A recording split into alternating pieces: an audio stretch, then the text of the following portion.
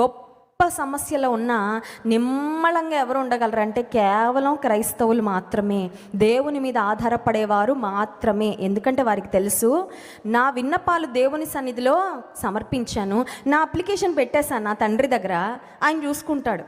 ఇంకా నేను కంగారు పడాల్సిన అవసరం ఏంటి? నేను నిబ్రంగా ధైర్యంగా యెహోవా ఈరే, ఆయన అన్నీ చూసుకునే దేవుడు ఉన్నాడు.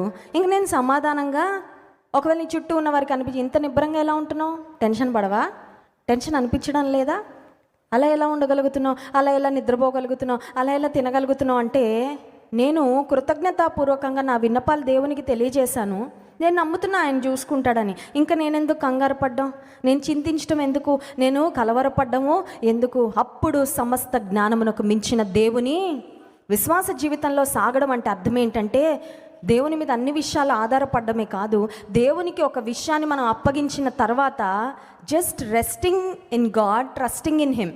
అంటే ఆయన చేసే కార్యాలు ఊరక నిలిచి ఉండి చూస్తూ నిబ్బరం కలిగి ధైర్యంగా ముందుకు సాగడమే అది విశ్వాస జీవితము. అది నిజమైన ప్రాక్టికల్ ఫెయిత్, నిజంగా క్రియాశీలకమైన విశ్వాసం. అంటే అర్థం ఏంటంటే, నీ చుట్టూ ఉన్నవారు నువ్వు ఏం ప్రార్థన చేస్తున్నావో ఆ ప్రార్థన నెరవేరుతుందని నమ్మి నువ్వు ప్రవర్తిస్తూ ఉంటావు చూసారా, అదే ఒక గొప్ప సాక్ష్యం అవుతుంది.